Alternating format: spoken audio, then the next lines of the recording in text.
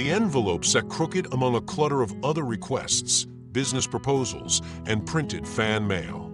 The assistant, young and unimpressed, gave it a fleeting glance before sliding it across Elon Musk's desk. "Another letter," he mumbled, as if that explained everything. But Elon noticed something. Perhaps it was the shaky handwriting, the faded blue ink, or the way the envelope seemed to have been pressed between trembling fingers before being sealed. Whatever it was, he paused. Mid-meeting, mid-thought, mid-plan.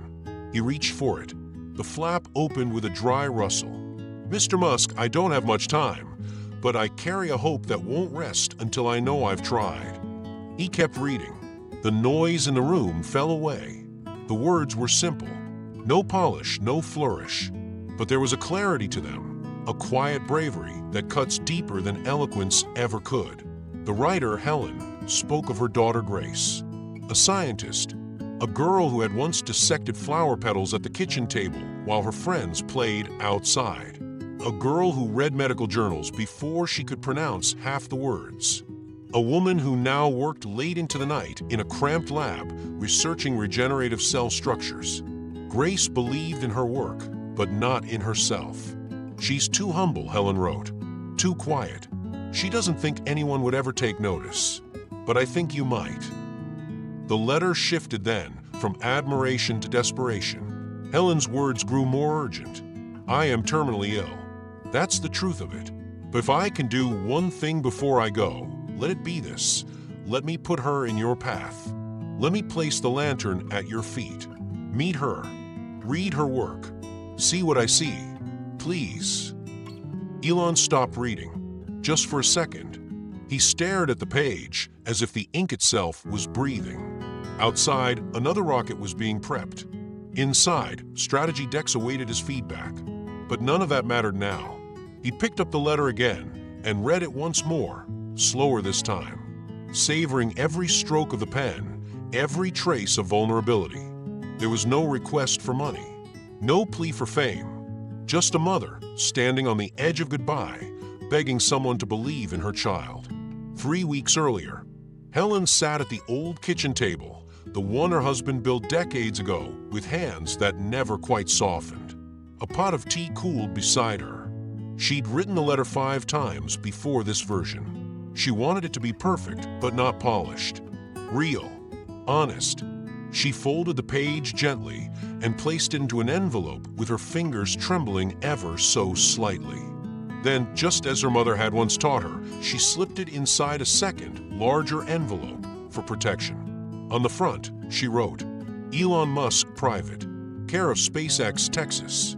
She paid extra for tracking, for peace of mind, but peace wouldn't come. Each morning, she shuffled slowly to the mailbox, each step more labored than the last.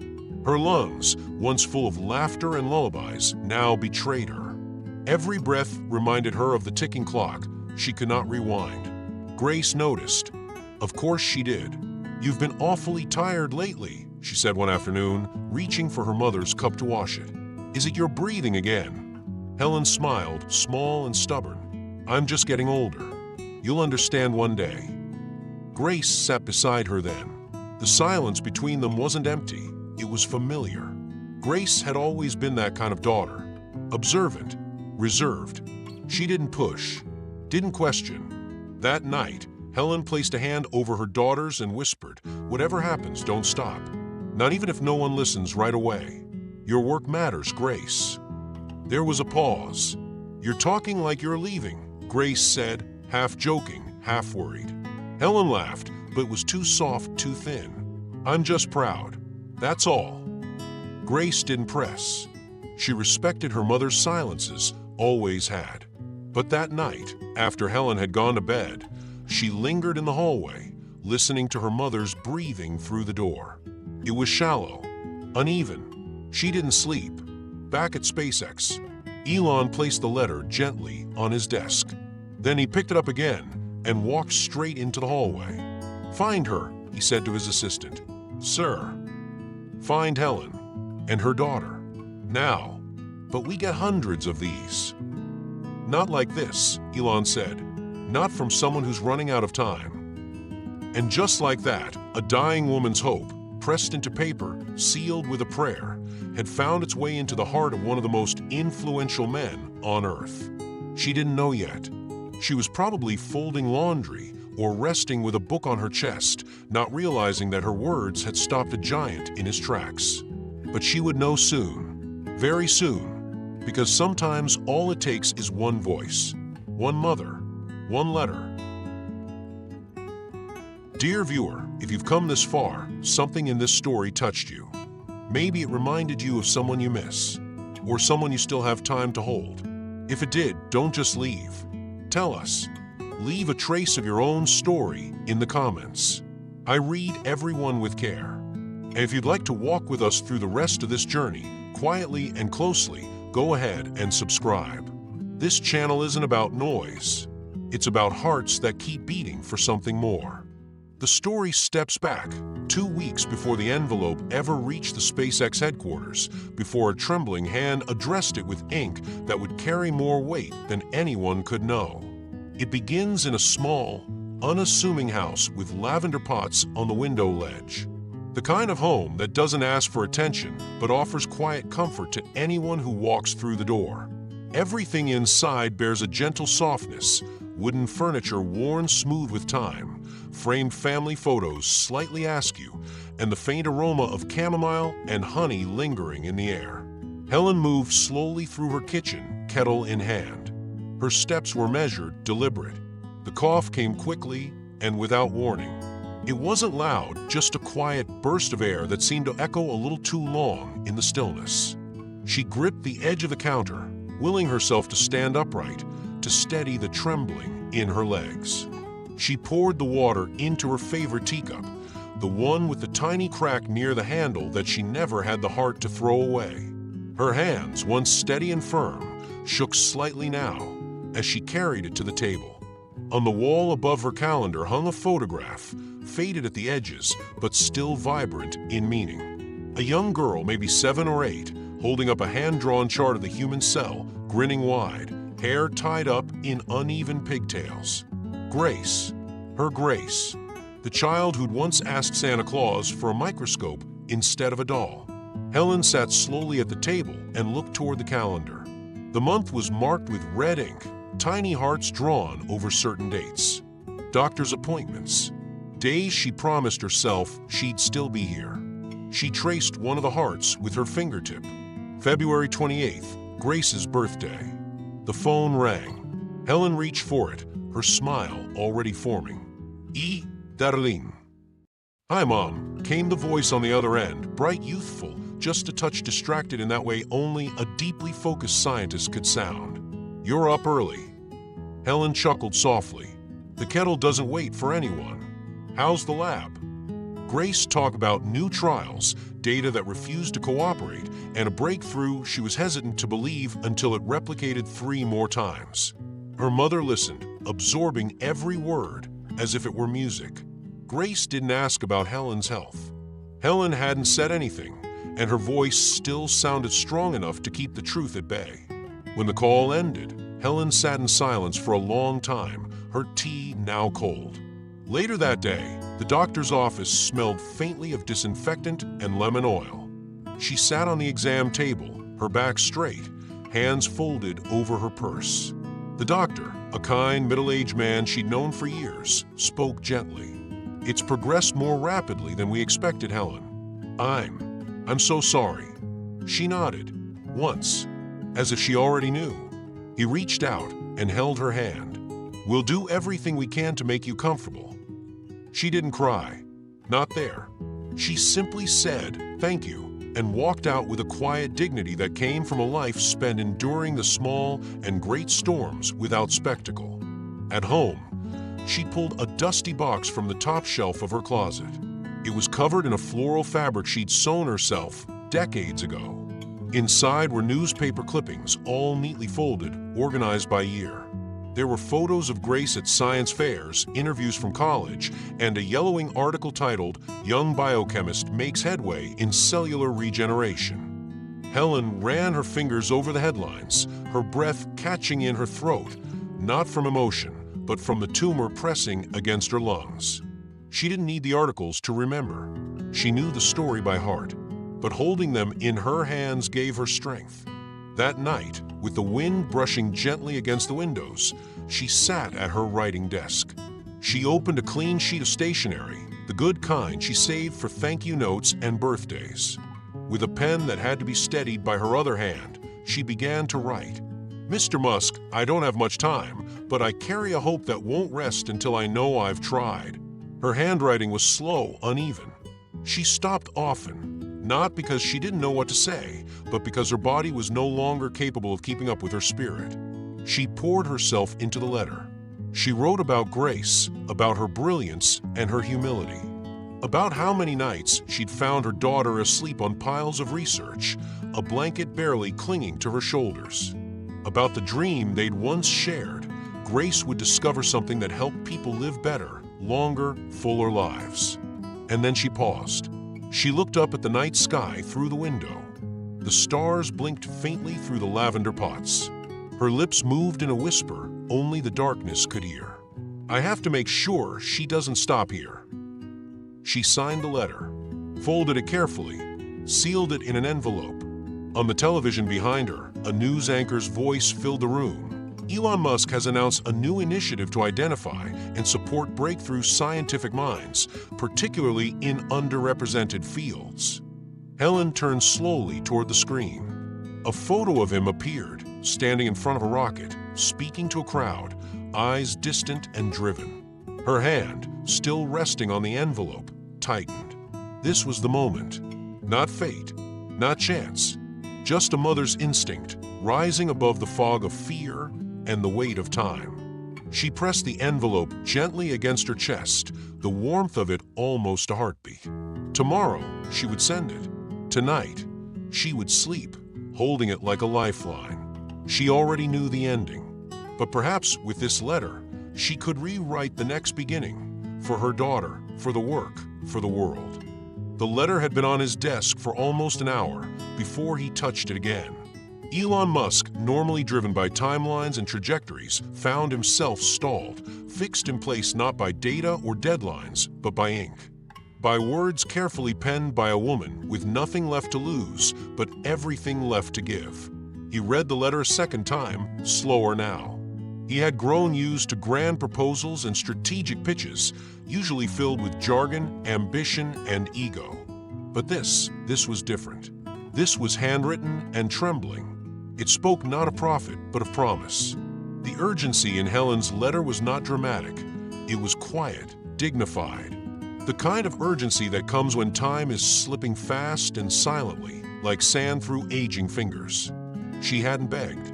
She had simply trusted that if anyone might understand the weight of unrealized genius, it would be him. Elon leaned back in his chair. His office was modern, minimalist, and expansive, glass walls and titanium edges.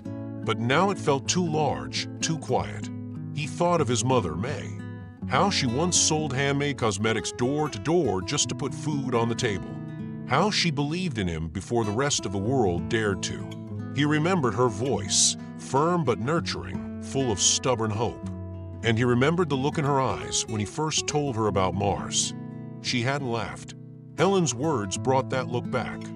As he read the section about Grace, her quiet brilliance, her unacknowledged work in regenerative biology, he felt a flicker of something familiar.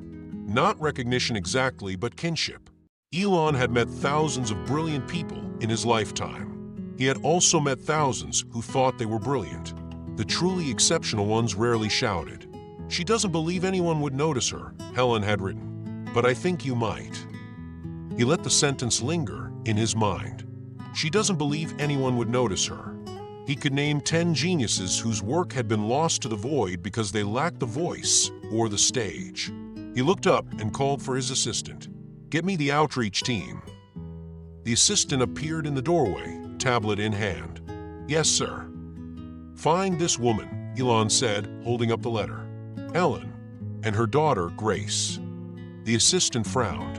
"We get a lot of letters like this." Elon looked him dead in the eye. "But this one's from a mother who's dying. And she isn't asking for herself. That makes it different." The assistant hesitated. Are you sure you want to get personally involved? Elon didn't blink. I'm not doing it for her. I'm doing it for the idea she believed in so much that she wrote a stranger on her deathbed. The assistant nodded and left. In a quiet neighborhood far from rockets and boardrooms, Helen sat in a wooden chair on her back porch, a shawl draped around her shoulders. The lavender she'd planted in spring was beginning to bloom again. The late afternoon sun turned her pale hair silver bright. She coughed lightly, then closed her eyes, savoring the sound of birdsong. The phone rang. She let ring once, twice. She wasn't in a hurry anymore. When she answered, her voice was steady but soft. "Hello, Mrs. Halberg," the woman on the other end asked. "I'm calling from SpaceX on behalf of Mr. Elon Musk. He received your letter." Helen didn't respond right away. She pressed her palm to her heart, as if steadying it. Her throat tightened. "He read it," she whispered. "Yes, and he would like to arrange a conversation with your daughter, Grace." Helen blinked hard and allowed a shaky breath. Her fingers trembled around the phone, but her voice remained calm. "Thank you," she said simply. "Thank you." She hung up. For a long while, she just sat there, holding the phone in both hands like a relic. Then, without a word, she went back inside. Grace was in the middle of processing lab results when her phone buzzed. Unknown number. She almost ignored it. "Hello. Good afternoon. Is this Dr. Grace Halberg?" "Yes. This is Elise from the office of Elon Musk. I'm reaching out on behalf of Mr. Musk himself. He recently read a letter written by your mother." There was a long silence. "I'm sorry, what?" Elise continued, her voice professional but gentle. "We'd like to schedule a time for you to speak directly with Mr. Musk. He's reviewed information about your work and is very interested in learning more." Grace's first instinct was disbelief. Then came suspicion. "Is this a joke? A scam?" "It's very real. We can provide verification. Your mother's letter moved him deeply." There was another pause. "I see," Grace said quietly. I'll need a moment." She hung up and stared at the wall. Helen was waiting in the kitchen, hands wrapped around a steaming mug she hadn't touched. "Mom," Grace began, still dazed. "You wrote to Elon Musk." Helen met her eyes and nodded. Grace dropped her bag onto the chair, stunned. "Why would you do that?" "Because I know what you carry," Helen said softly. "You've been building something alone for years. Something worth the world's attention. And if I don't use the time I have left to make sure it's seen." She stopped, her voice catching. Grace sat down, overwhelmed. "I'm not ready. What if he thinks it's not enough? What if I'm not enough?"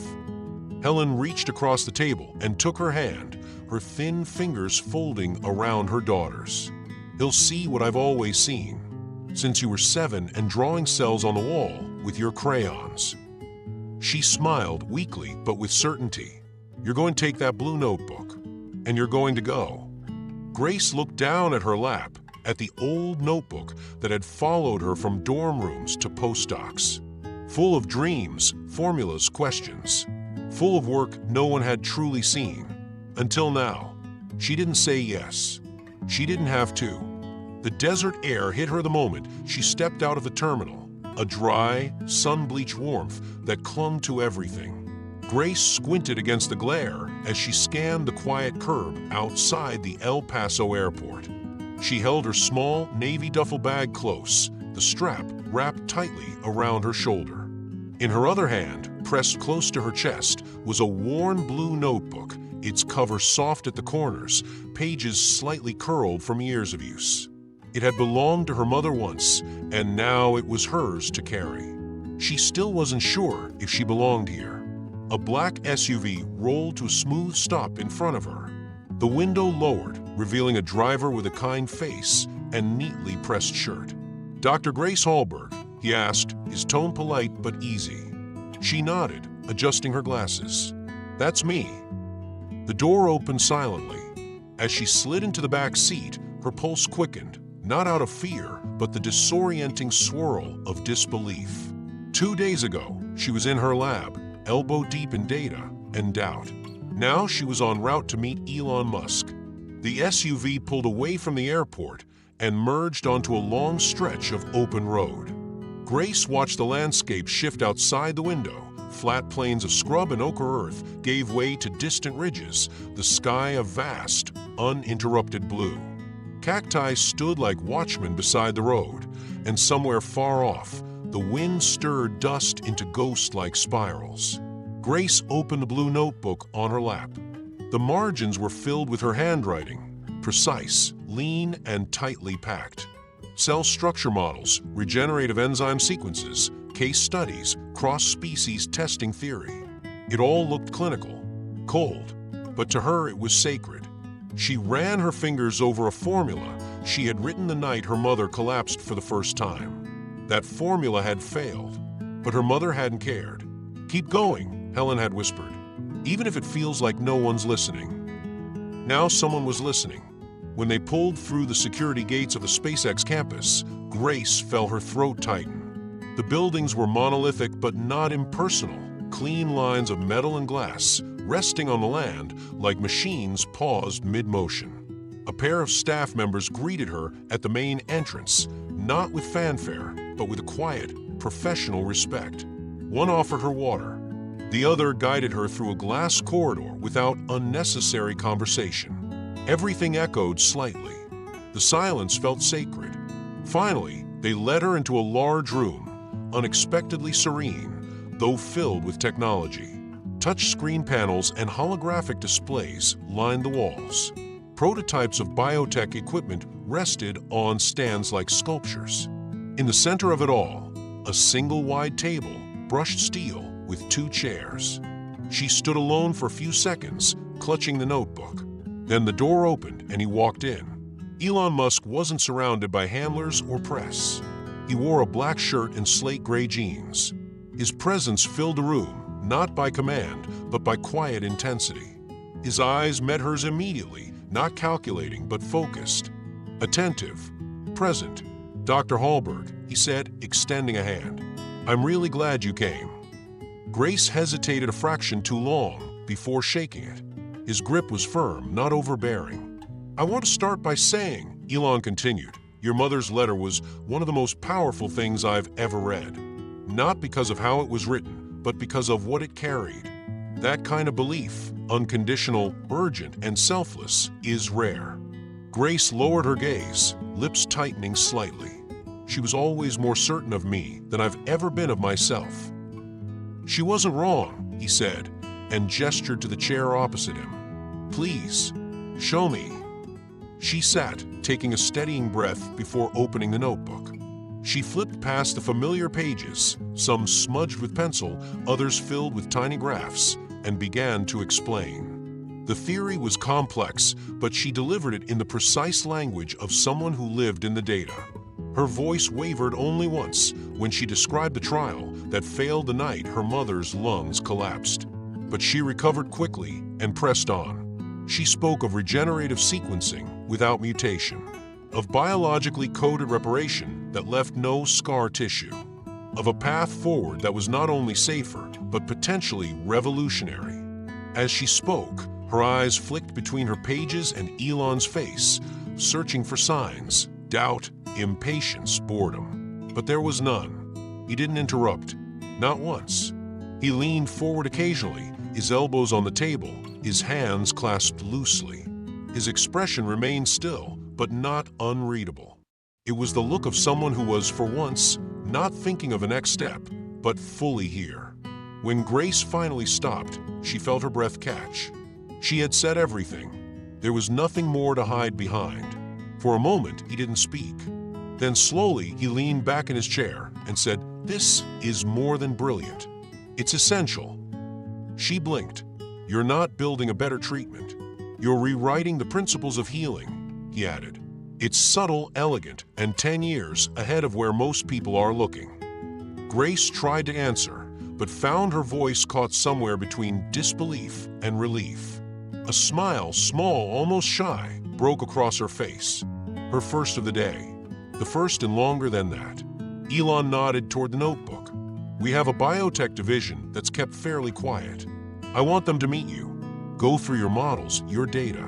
Not to evaluate you, just to understand what you've already seen."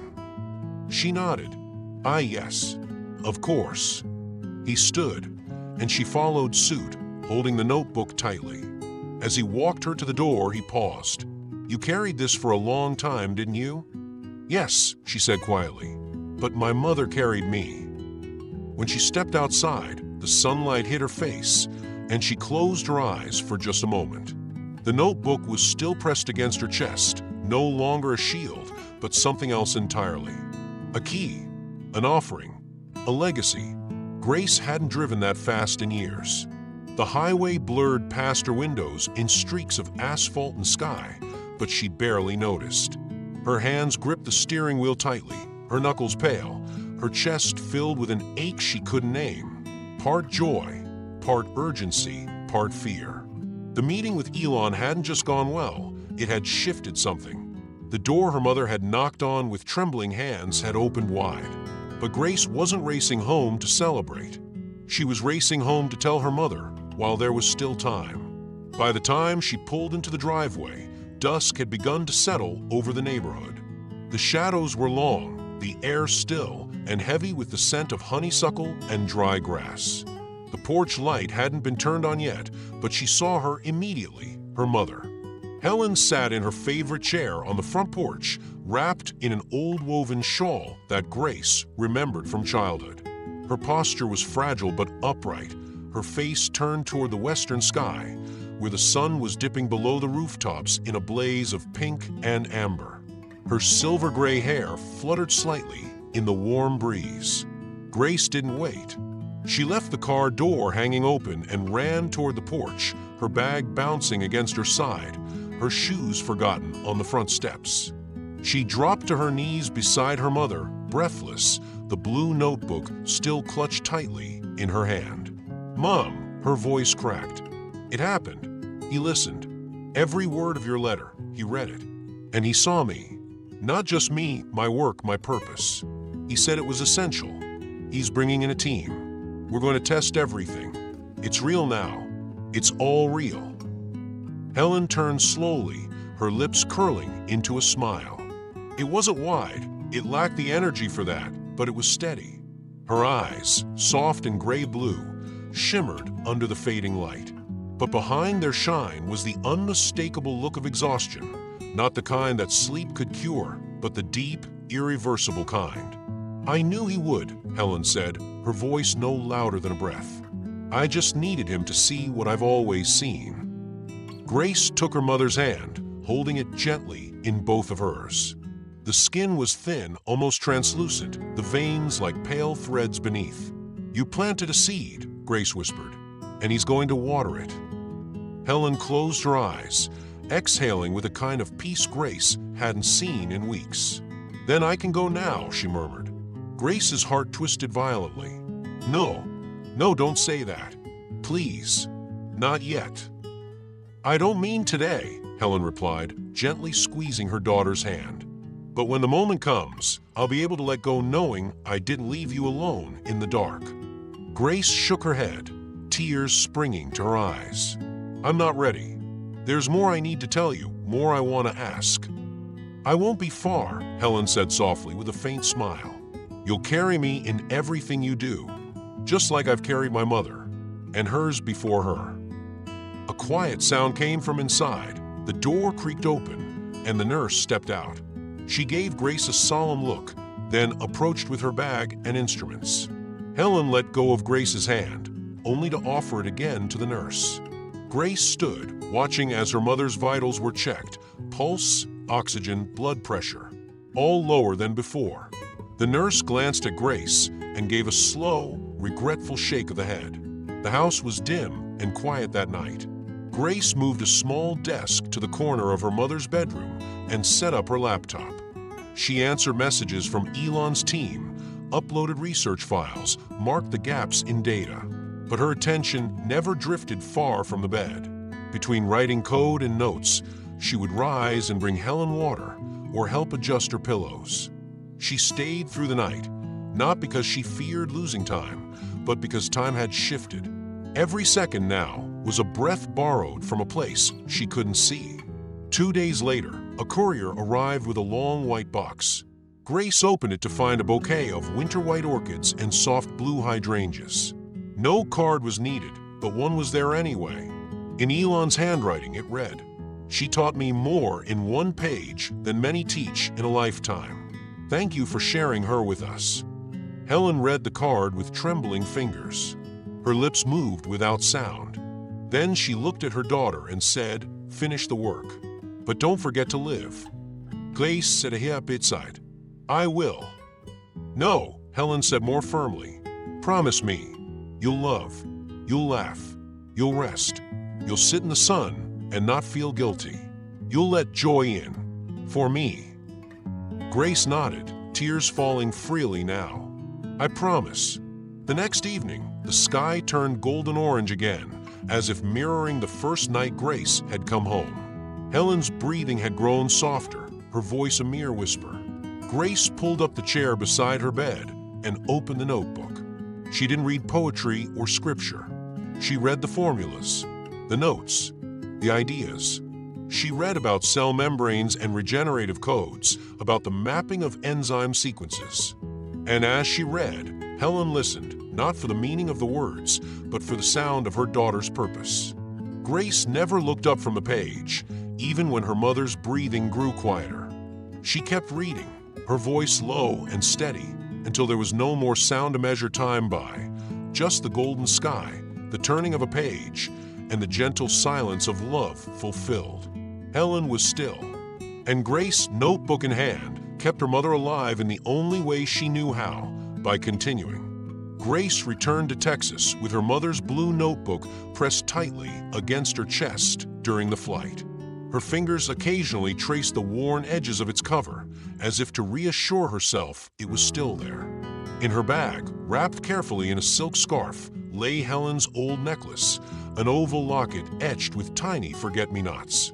She hadn't opened it in years, but she knew what was inside: a photo of Grace as a baby and a tiny clipping of her first science fair ribbon. Her mother had always carried it like a secret prayer. When she stepped off the plane, the sun was sharp in the sky, but her eyes were still swollen from a night before. Grief had not left, it simply shifted shape. It no longer wept in public, but lived quietly in her bones. She expected to be met by someone from operations, maybe an assistant with a badge and clipboard. But instead, Elon himself stood near the gate exit, alone, no entourage, no protocol. He wore a dark jacket and his usual black shirt, but his presence was less commanding than it had been. Today it was gentle. He greeted her with a nod, then extended his hand. "I'm sorry," he said simply. Grace didn't speak. She nodded in return and took his hand briefly. The words caught in her throat. They rode together in silence for a while, the SUV gliding over desert roads. Eventually, Elon broke the quiet. She sounded like someone who understood the scale of things. Not just science, but time. Purpose. What comes after we're gone. Grace looked out the window, blinking quickly. She did. At the SpaceX Biotech Annex, a smaller, more secluded wing of the main campus, he led her down a corridor lined with quiet rooms. Most were filled with light and glass and strange devices she hadn't seen before. Finally, he opened a frosted glass door and gestured inside. "This will be your team." The lab wasn't large, but it was luminous. Natural light poured through a skylight, and the tables gleamed with stainless steel and digital interfaces. There were only 5 people inside, 3 men and 2 women, all in their 30s to 60s. They stood when she entered. "This is Dr. Grace Halberg," Elon announced. "And this isn't just a research project. It's a legacy." Grace felt the weight of those words land squarely in her chest. Her throat tightened, but she nodded and offered a soft hello. She introduced them to her model, a regenerative system designed to repair damaged tissue at the cellular level without triggering autoimmune rejection. As she laid out her early simulations, a man in his late 60s, gray-haired, broad-shouldered, stepped forward. His name was Dr. Edmund Rowe, a pioneer in immunological micro-targeting. He stared at the interface for a long moment, then turned to her with eyes glistening. "This," he said quietly, This is what I've been waiting to see my whole life." Grace didn't know what to say. She simply lowered her gaze, as though embarrassed by the praise. Elon stepped to the center of the room. "I want everyone here to treat this space as sacred," he said. "This isn't about competition or credit. It's about carrying forward a voice that asked us to believe. Here, the impossible isn't a limit. It's just a starting point." He looked at Grace. "Work at your pace, but don't hold back."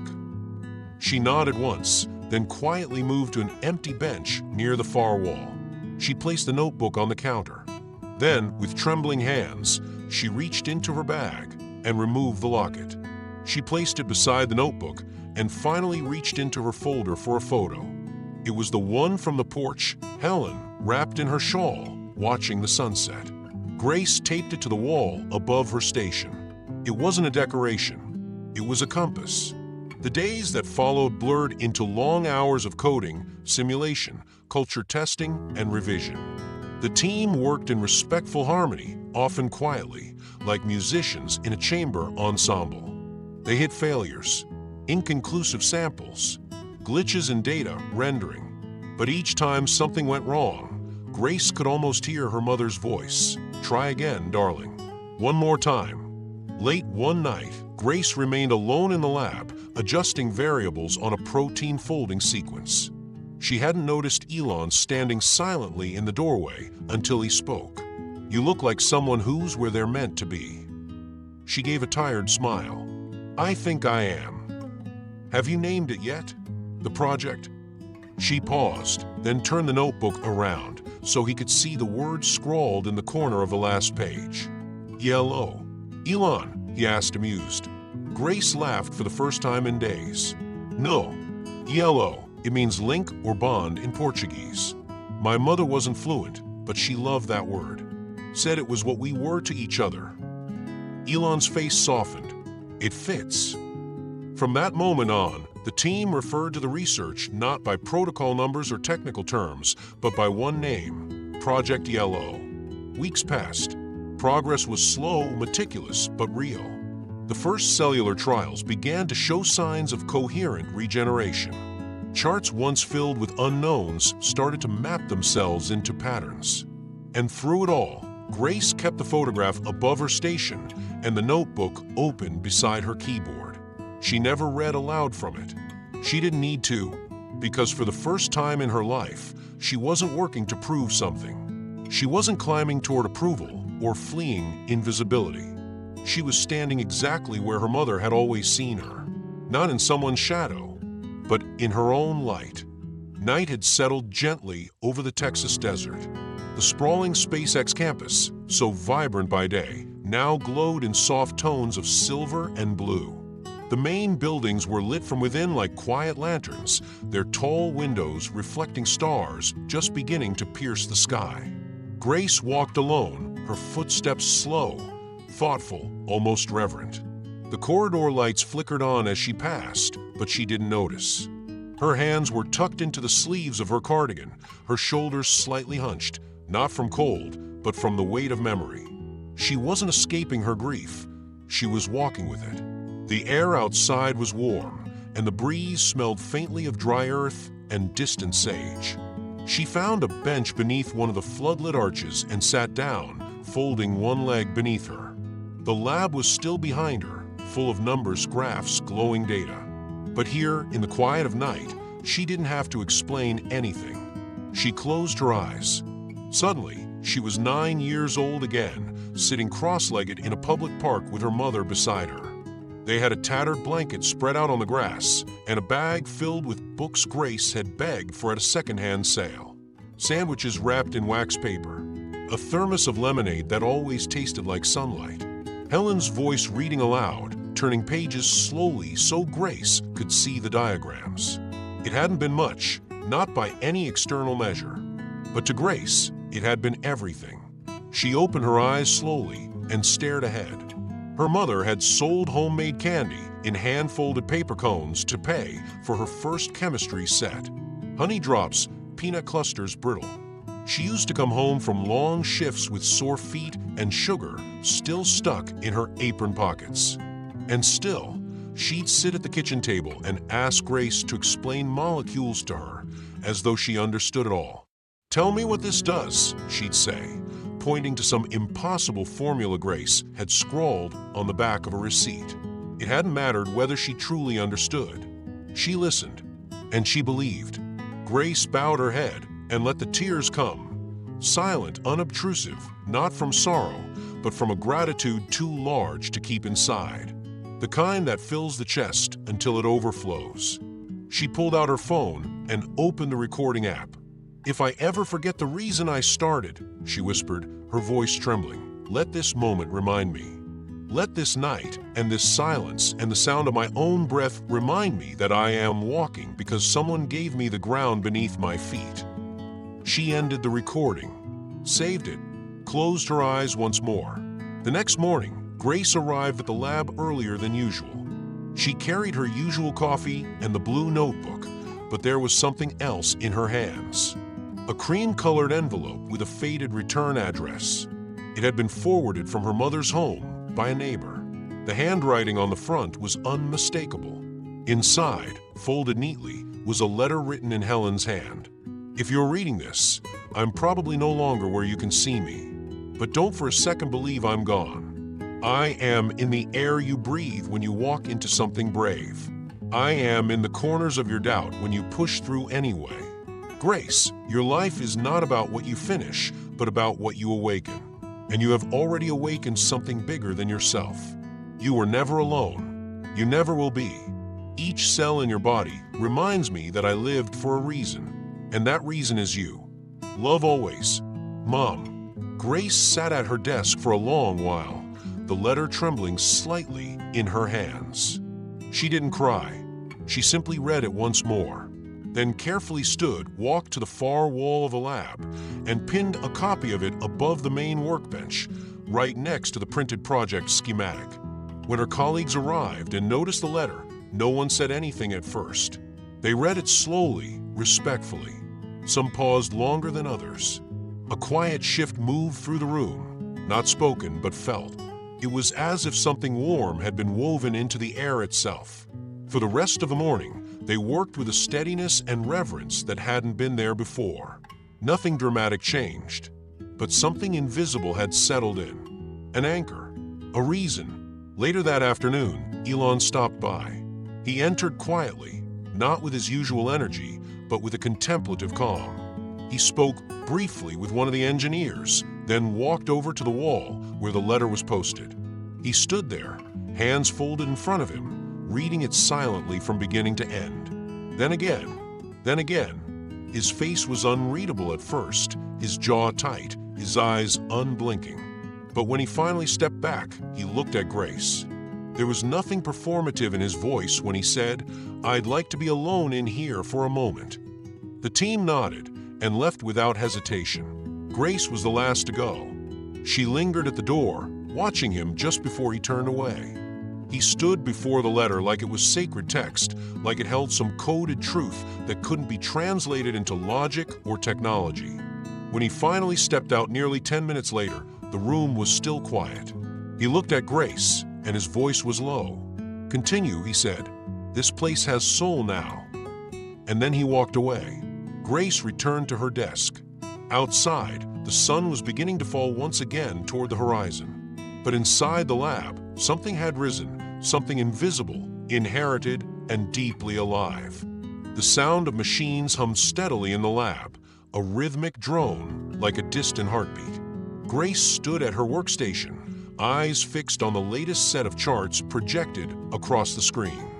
Red flags, inconsistencies, warning markers blinking in quiet defiance of all they had hoped for. The cells, those delicate, trembling strands of potential, were failing to bond as expected.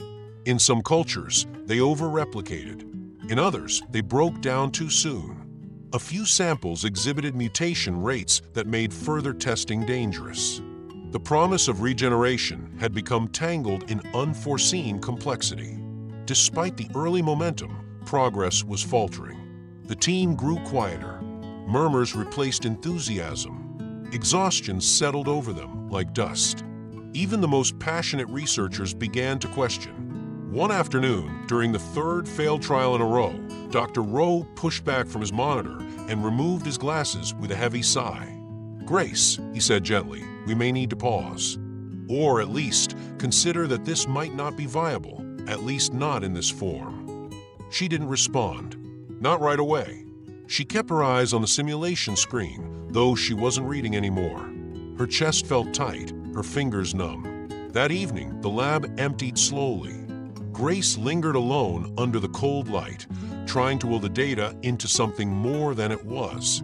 The room around her felt vast and hollow, as if it, too, were waiting for a sign. She missed her mother in a way that didn't feel poetic, it felt physical. Like a hole beneath her ribs. Like gravity pulling her downward. When she stepped outside to clear her mind, the dry wind caught at her hair, pulling a few loose strands free. A voice called from behind. "Elon wants to see you," said one of the interns, his voice soft. "He's walking the launch field." She nodded, slipping her cardigan tighter around her shoulders. Out on the tarmac, floodlights illuminated the silhouettes of massive rockets, upright and still, as though holding their breath. Elon stood at the far end, hands in his pockets, gazing skyward. When he heard her footsteps, he turned. "Beautiful, aren't they?" he said. "Terrifying, too." Grace joined him, silent at first. The scale of it all dwarfed her worries, but didn't erase them. He glanced at her. "You know what I think about most when I'm out here." She waited. The silence of space. She raised an eyebrow, curious. Not the beauty, not the darkness. "The silence," he said. "It's absolute. There's no air to carry sound. You could scream and no one would hear. No echo, no reply. That sounds horrifying." "It is," he admitted, "but it's all so pure. It forces clarity. Out there, risk isn't optional. It's part of breathing, part of being. And the strangest thing?" He looked at her directly. "Without risk, nothing beautiful ever lasts. Or begins." She didn't answer, but her eyes filled. He didn't comfort her. He didn't try to solve it. He just stood beside her, hands in his pockets, beneath a sky no one truly understood. Back in the lab the next morning, she pulled her mother's blue notebook from the drawer and sat in silence for a full hour, flipping through the pages. Not to find a solution, but to remember why she'd started. That night, she didn't sleep, nor the next. She worked through equations with trembling fingers, ran simulations until her eyes burned, adjusted cell medium ratios, rewrote delivery codes for microcarrier scaffolds. Every failure taught her a fraction more. Every data point pulled her closer to the pulse her mother had always believed in. By the third dawn, she had something different. A protocol variation that hadn't been tested. It looked small, almost too simple, but her instincts pressed her forward. She ran the culture, then waited. By midday, the early results arrived. The cells weren't just stable, they were bonding. Predictably, reproducibly. Dr. Rose stared at the screen and exhaled slowly, his eyes wide. Another scientist sat down in stunned silence. A third blinked hard as if afraid to believe. They didn't cheer. They didn't shout. They just stood there together, suspended in a moment that pulsed with cautious hope. Grace felt her breath catch. Her legs shook. She reached for the table to steady herself. Later, Elon appeared, almost as if summoned by the shift in the air. He stepped inside the lab, glanced once at the simulation, and raised his eyebrows. "Is that what I think it is?" Ro nodded slowly. "It's holding." Elon turned to Grace, tilting his head slightly. "I might have to write a poem about this." Grace laughed, soft, genuine, exhausted. He nodded toward the whiteboard. "Mark this moment.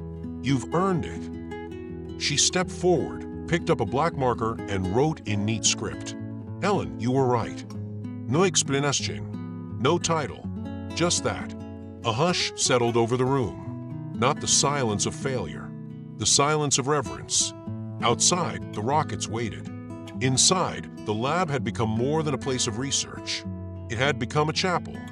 And Elo, the project that promised the bridge, was no longer just science. It was alive. The day began with an air of fragile anticipation.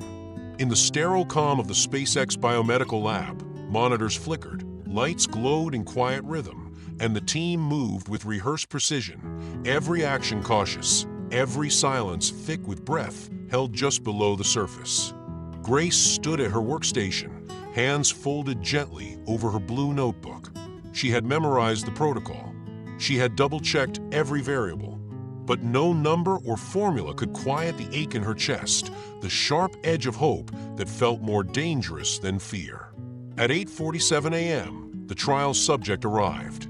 He was a 72-year-old retired schoolteacher named Arthur Lang, tall but slightly stooped with gentle hands and a warm, lined face that had spent a lifetime outdoors. His clothes were simple, pressed slacks, a checked shirt, and a jacket worn thin at the elbows. But it was the photo he carried in his breast pocket that caught Grace's eye. A black and white image creased at the corners of a woman smiling in a garden full of daisies. "My Ruth," Arthur said quietly, catching Grace looking. "She passed 2 years ago, but she'd have wanted me to do this. She always said, if something good can come from what you're going through, Arthur, let it." He smiled faintly. "So here I am." Grace's voice trembled slightly as she responded, "Thank you for your trust." The treatment was administered under strict supervision, the full team present, 2 physicians, a neurologist, a biostatistician, and Grace, silently observing every flicker of data on the screen beside her. The procedure itself was simple in action, complex in design, a cellular infusion, guided by a bioengineered scaffold tailored to Arthur's own genetic profile. They watched his vitals, they watched the monitors, and they waited. The first 48 hours were spent in near silence. No adverse reactions, no spikes in inflammation, no irregularities in blood chemistry, just silence. Then, slowly, something began to shift. On the 4th morning, Arthur, who had suffered partial paralysis in his left hand for over a decade, lifted a spoon to his mouth without shaking. It wasn't graceful, but it was voluntary, controlled, whole. The room stilled. A nurse dropped her pen. No one spoke. Later that evening, Grace sat at her station, staring at the footage on repeat. Arthur's hand, the spoon, the stunned look on his face, the tears that followed. She opened her personal journal and wrote 5 words. Today, the impossible smiled back.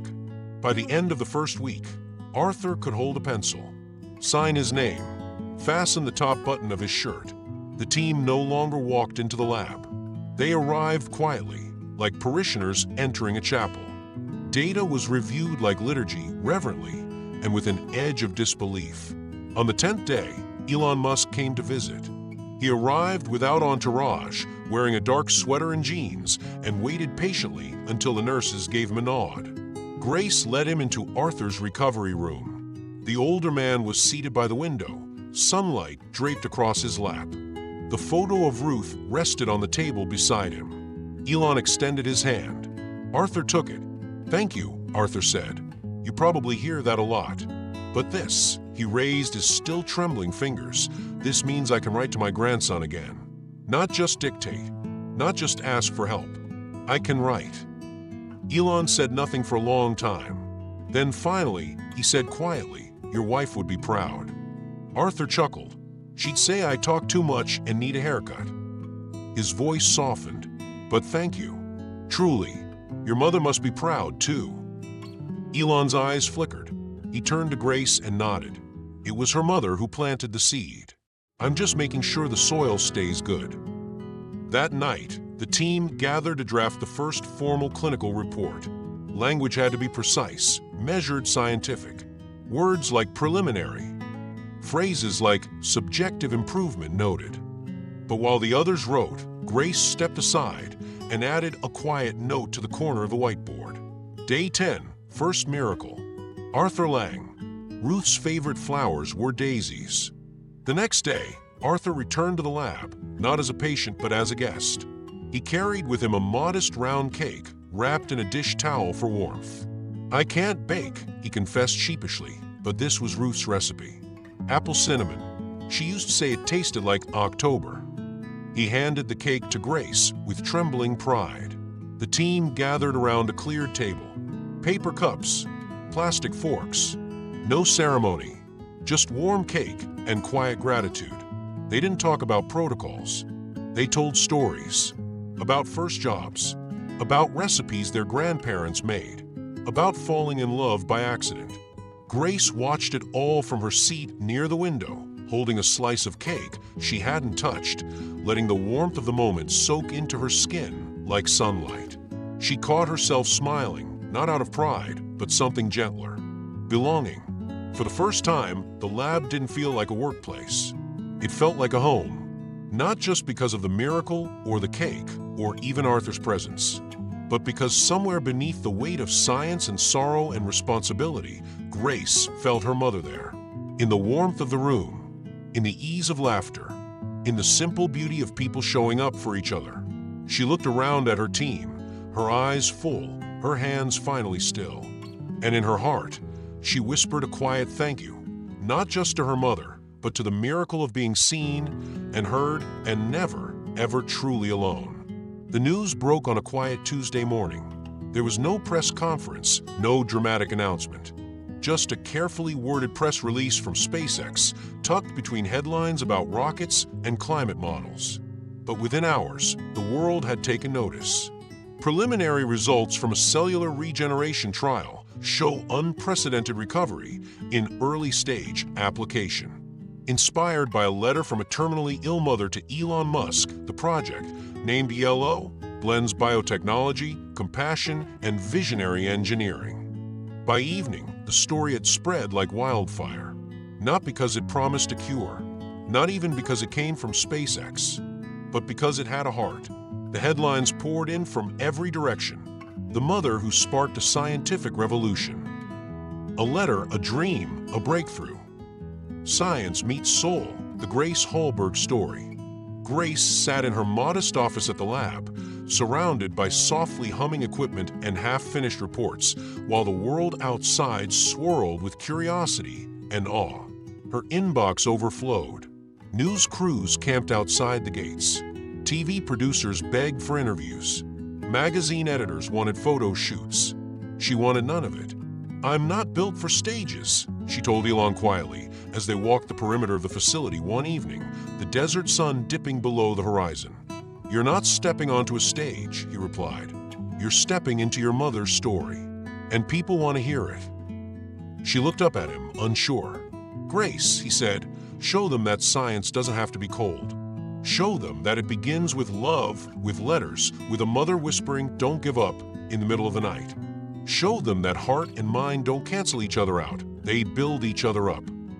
A week later, she agreed to one interview. One. It was quiet, respectful, pre-recorded. No lights glaring in her face. No dramatic music. Just Grace, seated in a studio corner that felt more like a library, telling the story of her mother with trembling hands and a voice as steady as her grief would allow. She wasn't a scientist, Grace said, holding up the blue notebook. But she understood something I didn't. She knew how to believe before the evidence appeared. This project didn't begin in a lab. It began at a kitchen table with tea and courage. The clip aired on a Sunday evening. By Monday, the world responded. Thousands of messages flooded in, emails, letters, handwritten notes in envelopes lined with lavender-scented paper. Most came from women. Many were elderly. Some were scientists. Most were not. She reminds me of my mother. "I lost my daughter to illness. This gives me peace. Please tell Grace she speaks for all of us who never had a voice in science." One letter was written in trembling cursive by a 79-year-old woman in Vermont. She wrote, "Dear Grace, your mother reminds me of mine. I, too, was told I had no place in labs or books. I embroidered something for you. It's small, but carries every seed I couldn't plant." Inside the package was a hand-stitched linen square. Neatly embroidered in faded thread were the words, "Every seed needs sunlight." Grace sat with it for nearly an hour before showing it to Elon. He didn't speak.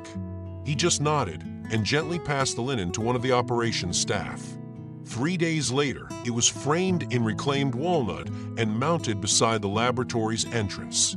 A small brass plaque below it read, "Dedicated to every woman who believed before the world did."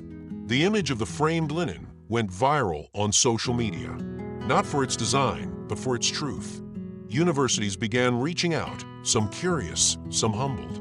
Grants were offered quietly without fanfare. Anonymous philanthropists donated equipment. A foundation in Sweden offered to sponsor a visiting fellowship. A nonprofit from Brazil asked to translate the project documents into Portuguese for young girls in science. One letter arrived from a young biomedical researcher in Kyoto. "Dear Grace Halberg, I am 23. I have always felt invisible in my field. Until yesterday. I watched your interview 3 times. Then I opened my notebook again. I have ideas I was too afraid to say aloud. Now I am not afraid. Thank you." Grace placed the letter in her drawer, alongside her mother's recipe cards and the last photo they had taken together. Helen in a shawl, Grace in a lab coat, both laughing beneath an autumn tree. Despite herself, Grace began accepting invitations to speak. Not on red carpets, not at award shows, but at universities, high schools, women's groups, and medical panels. She always started the same way. "My name is Grace Halberg. I am a scientist, but before that, I was a daughter. And I owe everything to a woman who believed the world could be changed with kindness, a postage stamp, and the courage to write a letter." At one such talk in a modest lecture hall in Kansas, a girl raised her hand and asked, "Where do you think the future is going?" Grace smiled softly. "In formulas," she said, "you find answers. But in gestures, that's where you find beginnings. And the future is born in beginnings." At the lab, the team continued their work. Progress was steady. The miracle was being followed by rigor, documentation, caution, and hope. But something had changed permanently. The space now held something intangible, something you couldn't calibrate or catalog. It was in the way the scientists paused each morning before beginning their work.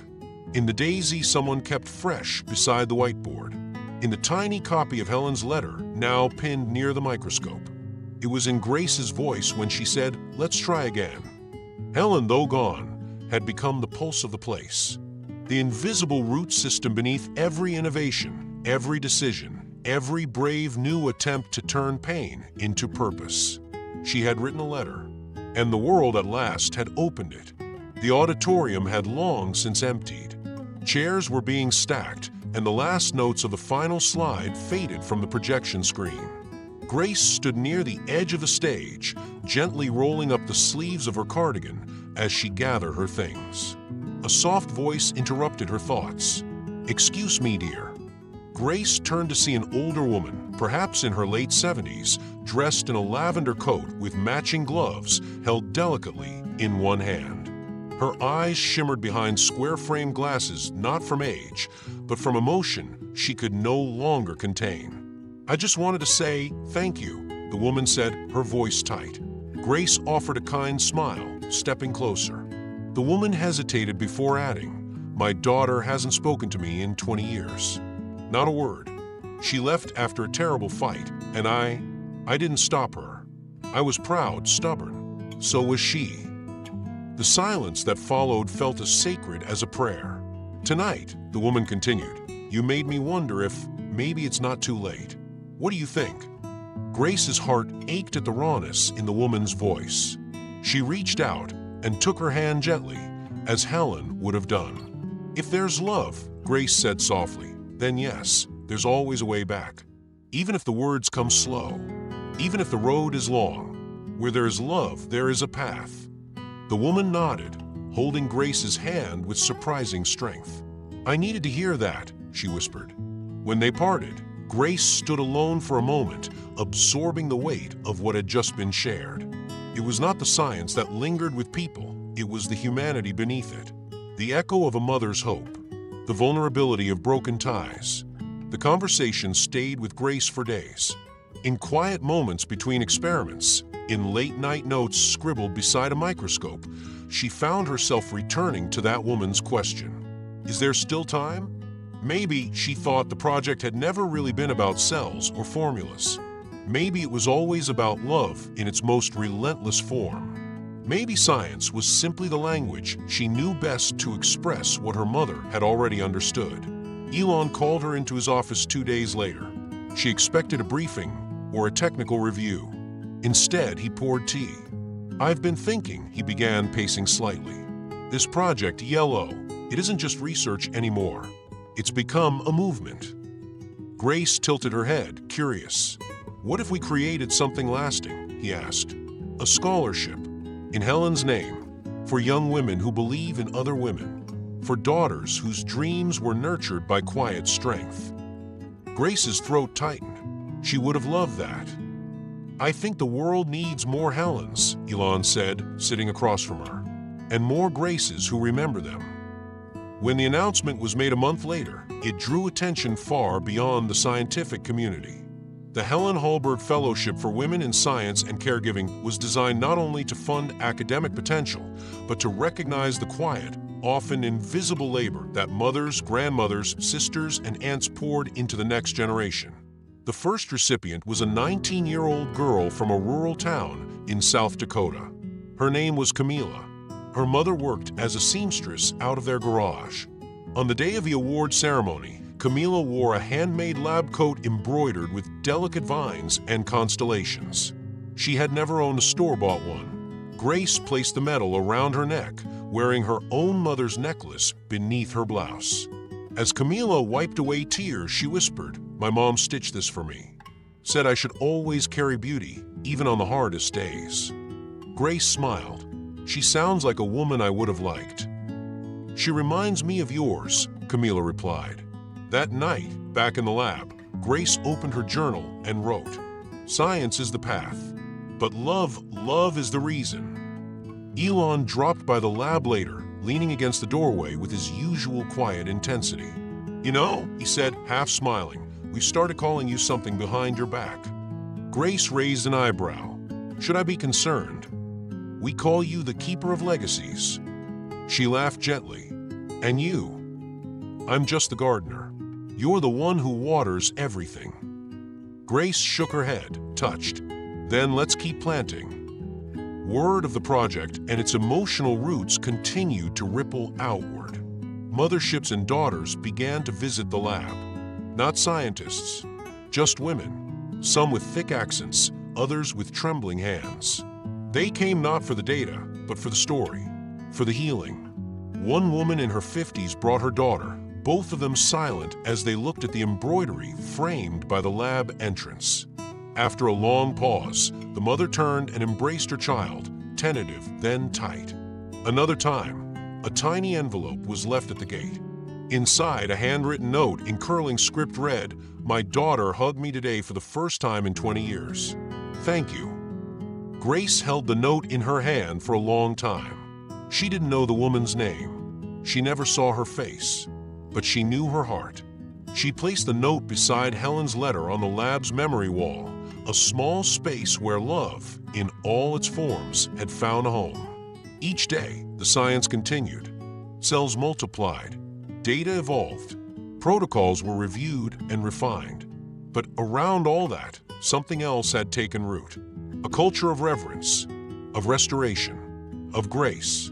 Helen had once said, "Every cell of yours reminds me I existed for a reason." Now every breakthrough, every reconciliation, every embrace reminded Grace of the same. And in this way, the space between science and soul grew smaller. Until one day it was no space at all. Grace hadn't planned to stay late. Her body ached from the hours at the microscope. Her eyes burned with data fatigue, and her voice had grown raspy from answering the same questions about cell regeneration a dozen different ways. But when she arrived that morning, a simple note rested on her desk, handwritten in careful penmanship and signed by no one. "Terrace, 8 p.m., don't miss it." At first, she thought it might be a reminder for a last-minute meeting, another protocol to review, another guest from some institute or foundation. But no other messages followed. No clarifications. Only that line, mysterious, gentle, and curious enough to keep her wondering all day. So at 7:59 p.m., Still in her lab coat with a pencil tucked into her hair, Grace walked up the narrow stairwell that led to the SpaceX Observatory Terrace, a place reserved for rare moments of wonder.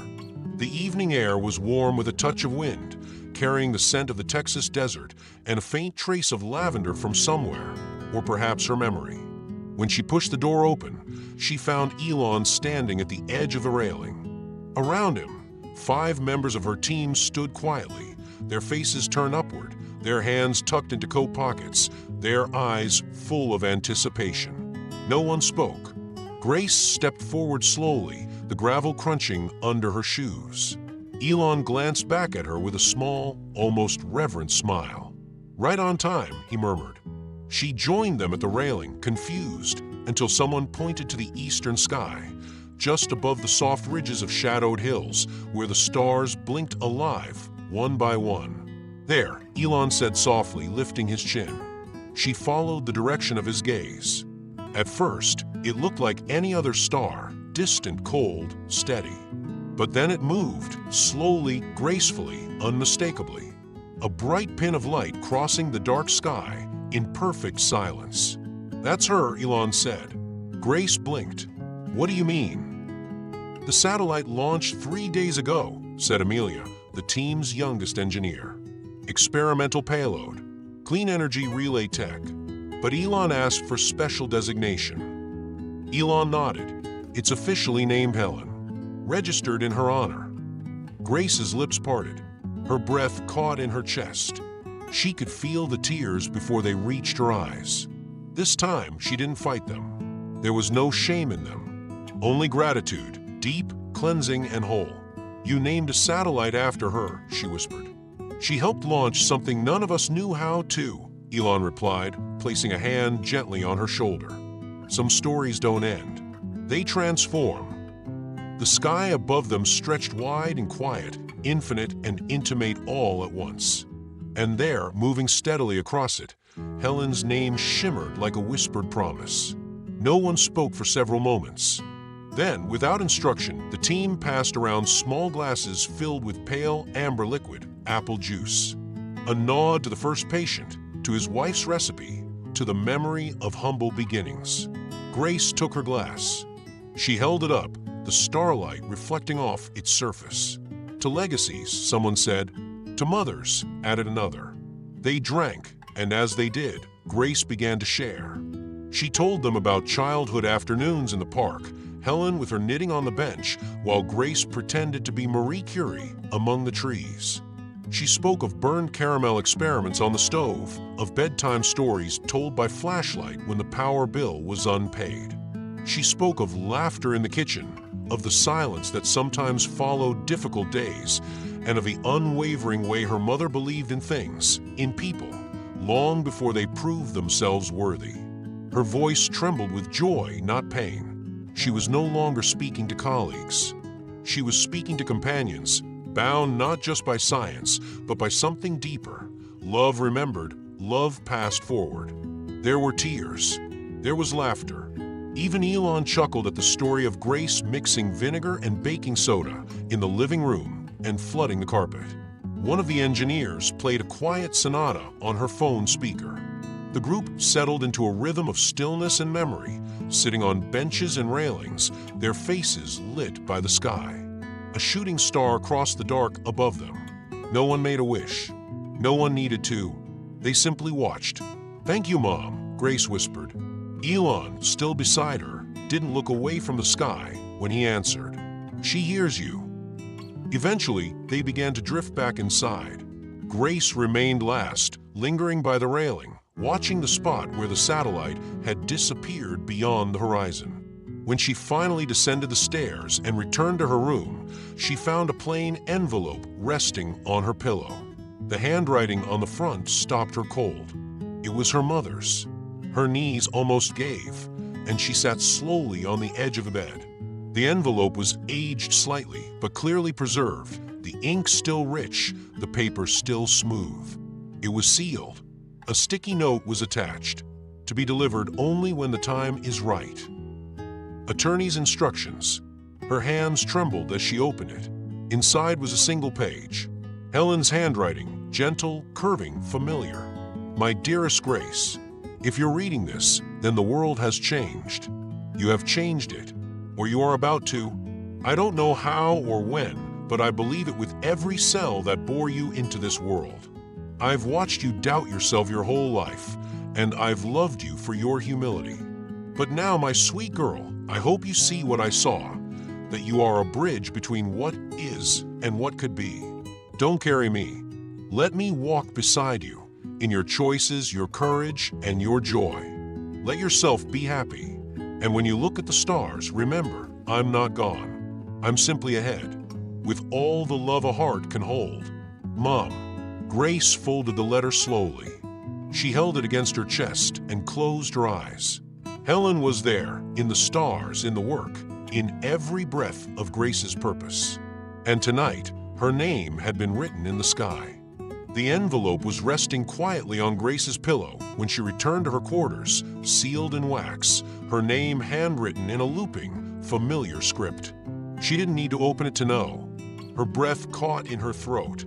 She sat down cross-legged on the wooden floor, still in her work clothes, her cardigan sleeves pushed up, ink on her fingers.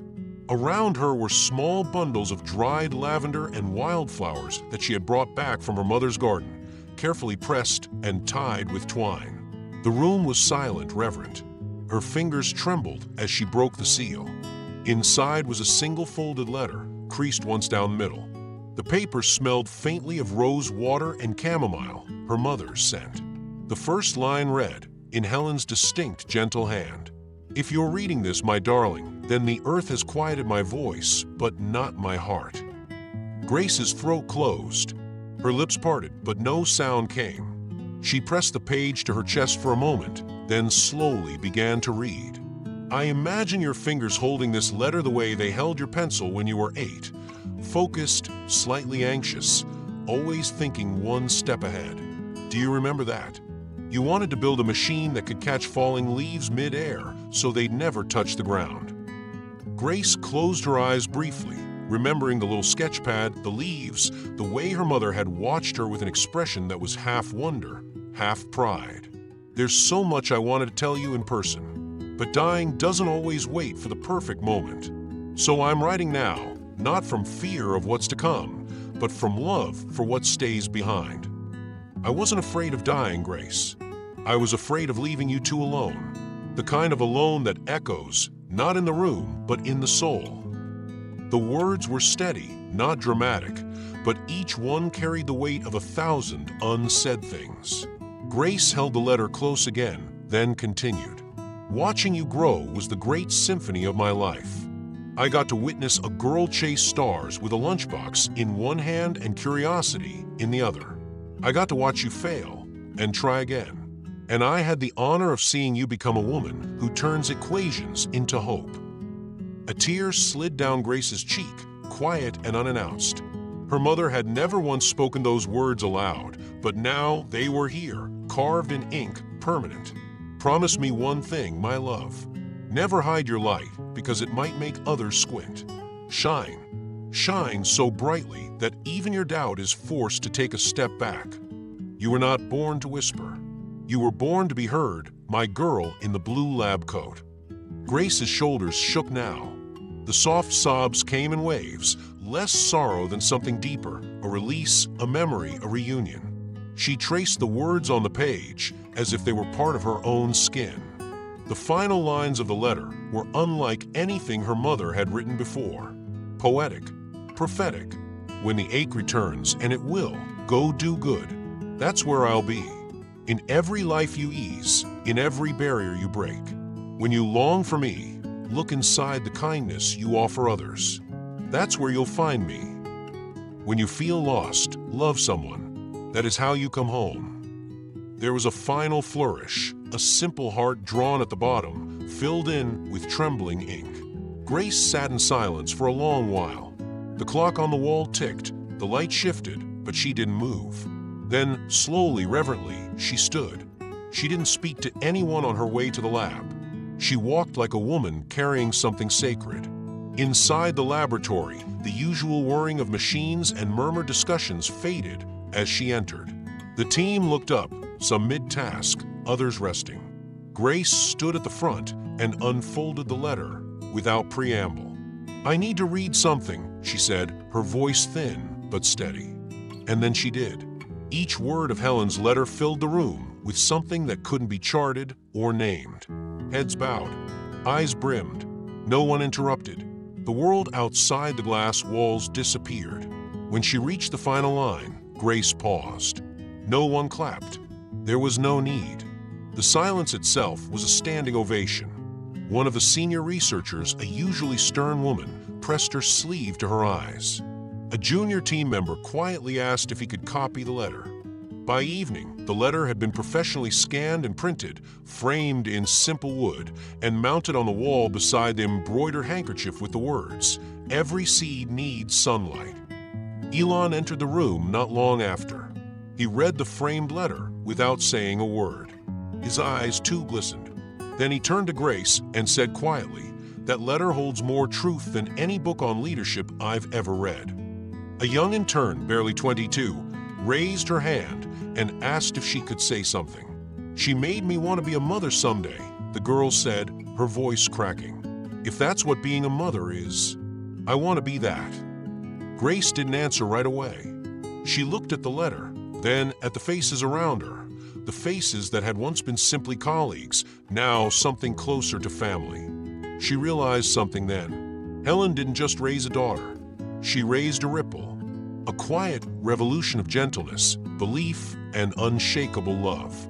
Her legacy no longer belonged to Grace alone. It belonged to everyone who'd ever been seen, uplifted, or reminded that they mattered. And so, Grace whispered not to the team, not to Elon, but to the air around her, the air her mother once breathed. "You're still here." The cold came slowly that year, as if even the weather hesitated to cool the fire burning inside the walls of the Elo laboratory.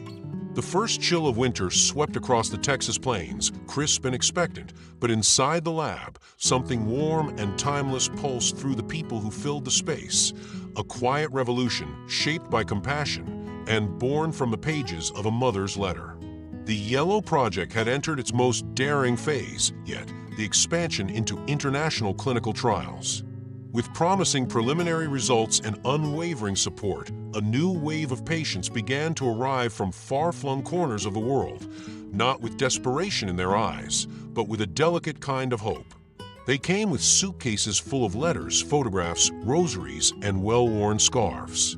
And in their eyes, something familiar glowed, belief not just in science, but in the people behind it.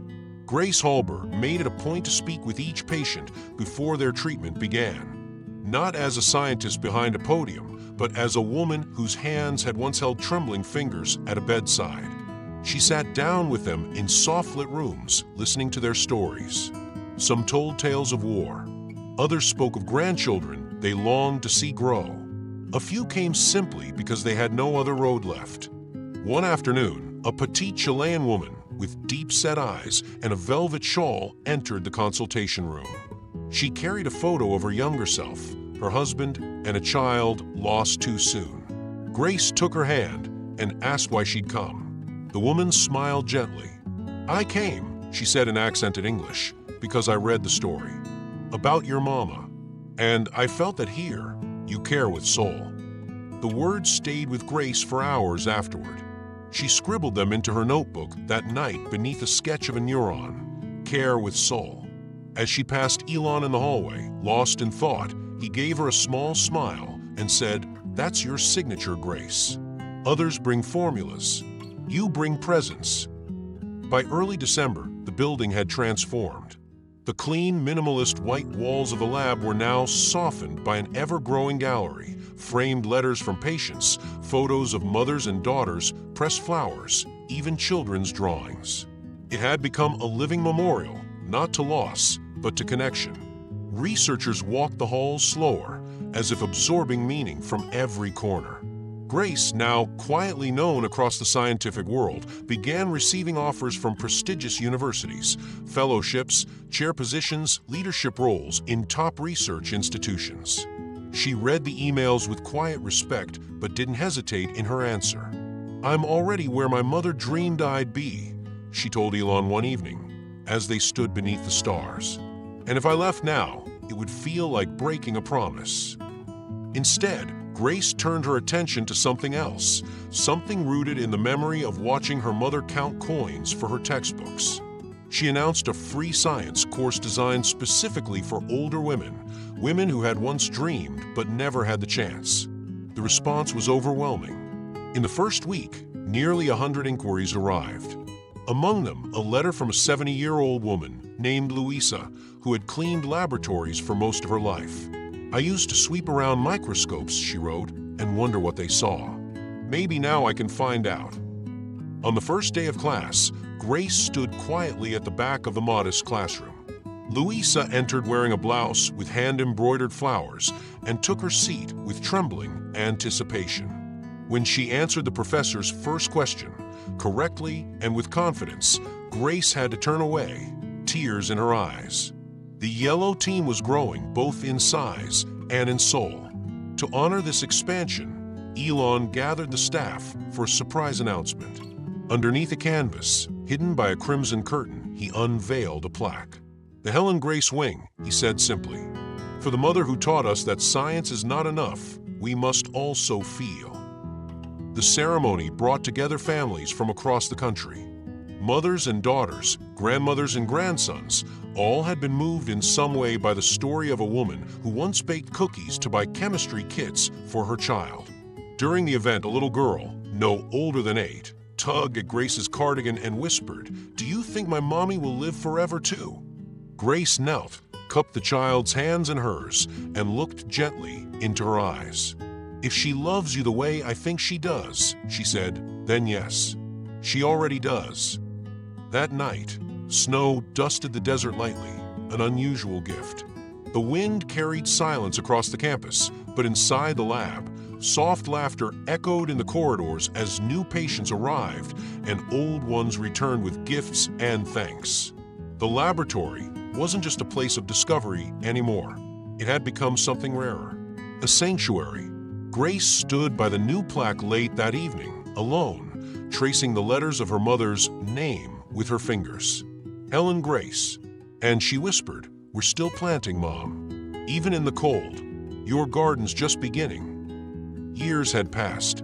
Not all at once, but quietly, like lavender growing in spring soil, inch by inch without fanfare. The Project Elo, once a fragile seed born of grief and love, had bloomed into one of the most significant breakthroughs in regenerative health science. What began in a single lab in Texas was now a web of research centers spanning 5 countries, each one humming with purpose, fueled not only by data and experiments, but by something rarer: memory, meaning, and heart. In every Yellow facility, from Kyoto to Johannesburg, Santiago to Stockholm, there hung the same small plaque near the entrance. No branding, no corporate slogans. Just a sentence in warm script, slightly faded from sunlight. "Love also heals." Helen Halberg. Grace now walked the corridors of the original Texas campus with slow, steady steps. Her once dark hair had surrendered fully to silver, but her posture still held the quiet precision of a scientist. Around her neck, the same modest pendant her mother had worn for decades caught the light gently, resting against her blouse like a whisper of the past. Her presence, though never loud, carried weight. People looked up when she entered a room, not out of formality, but reverence. She had long since stepped back from the daily chaos of cellular cultures and enzyme protocols. These days, Grace worked from a smaller office lined with books and soft chairs, her walls covered in handwritten letters from patients and students, photos of mothers and daughters, and newspaper clippings that chronicled a story no one could have predicted. Most mornings, she wrote, not just research articles now, but memories, lessons, prayers disguised as prose. Her memoir, My Mother, My Scientist, became a quiet phenomenon. It was not a scientific manual nor a biography in the traditional sense. It was at its core a love letter to faith, to simplicity, to the kind of maternal courage that reshapes the world without ever asking to be seen. Elon Musk himself had written the preface. It was only a page long. This story began with a letter. Not mine, but a mother's written in fragile ink, sent not to change the world, but to reach her daughter's heart. That letter did both. It taught me what leadership means and what it never should forget.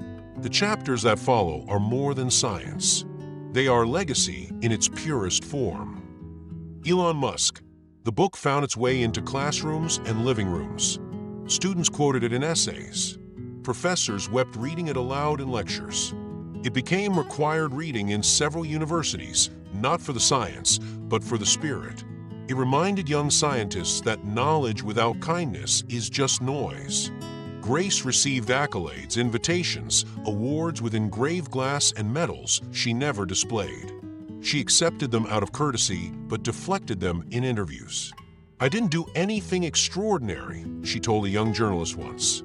"I just did what she prepared me to do." The brave part, the unthinkable part, was writing that letter and believing someone would listen. The interviewer, barely out of her 20s, blinked tears from her eyes. "Do you believe one person can still change the world?" she asked.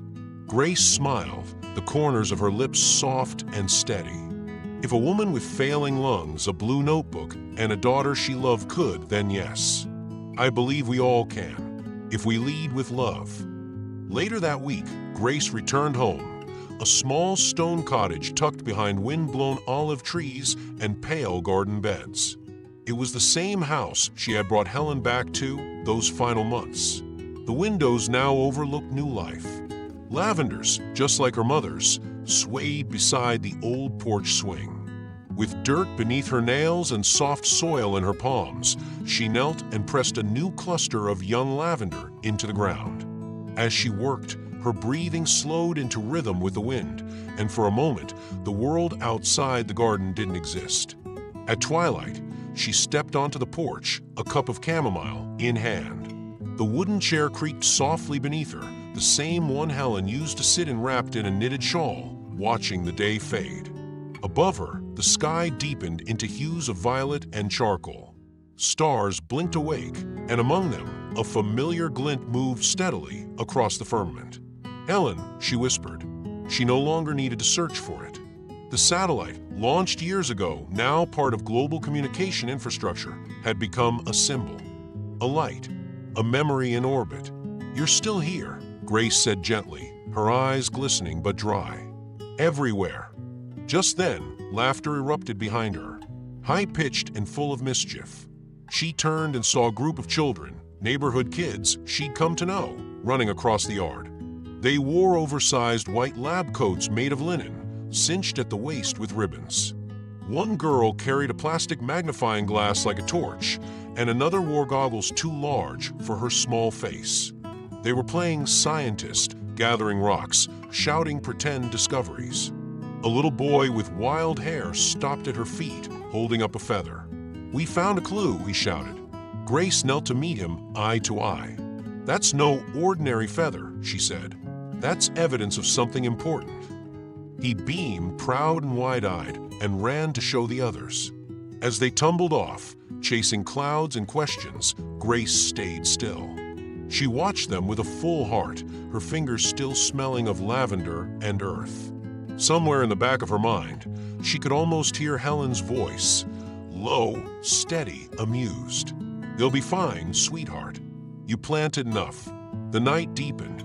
Grace reached for her pen and notebook, opened to a fresh page. At the top, in simple script, she wrote, "Legacy is not what you leave behind. It's what you plant while you're still here." And then, beneath that line, she wrote her mother's name. On a soft spring morning, the sky above the research center was a pale blue, brushed with wisps of white clouds that looked as though they'd been painted by memory itself. The garden outside the Helen Grace wing had begun to bloom.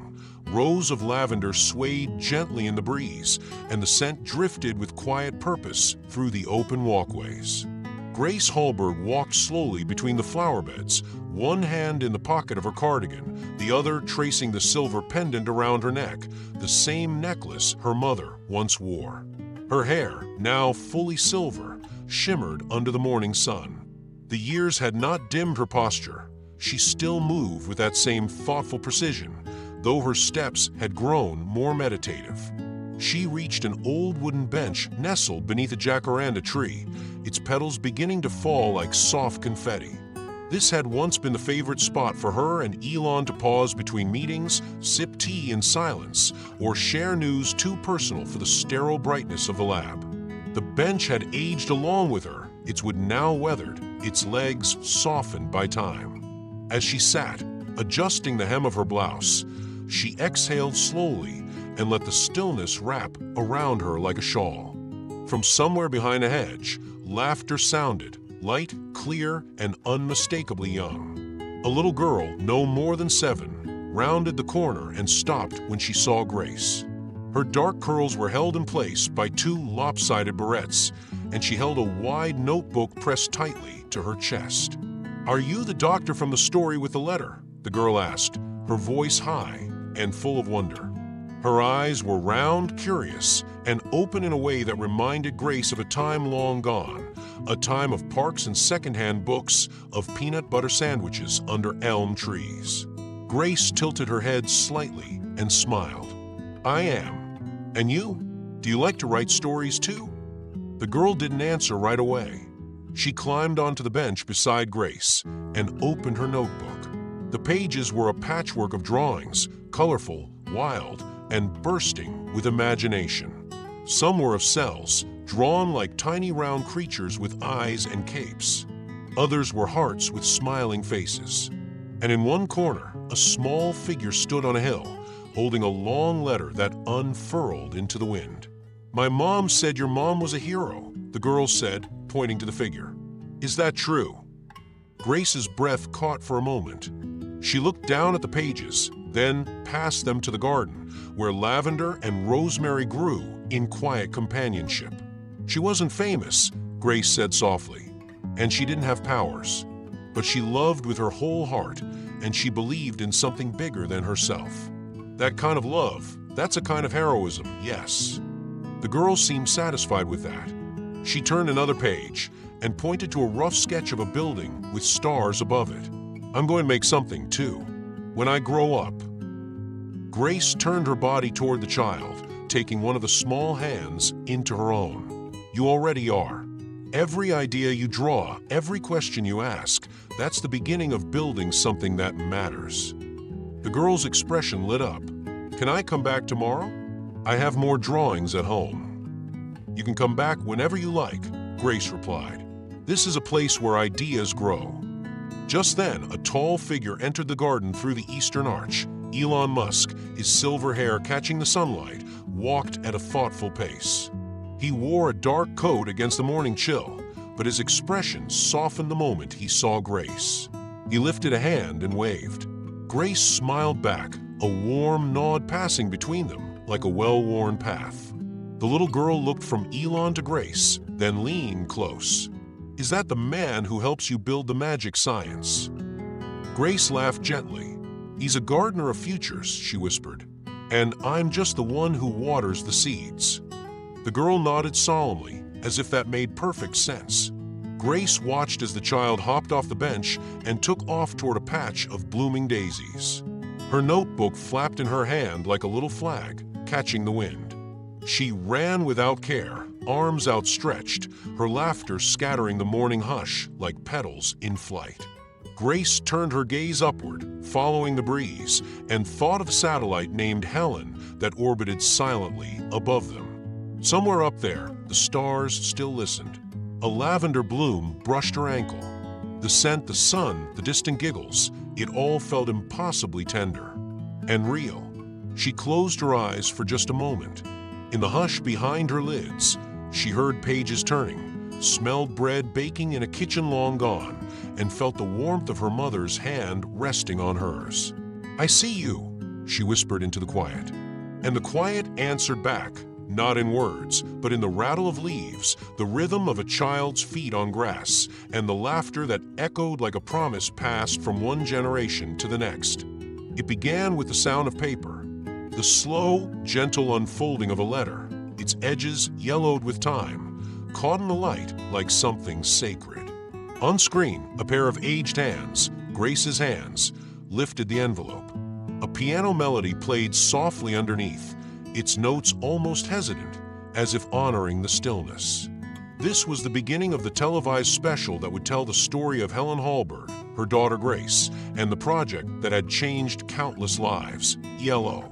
Narration guided the viewers. In a world often driven by speed and ambition, one woman wrote a letter.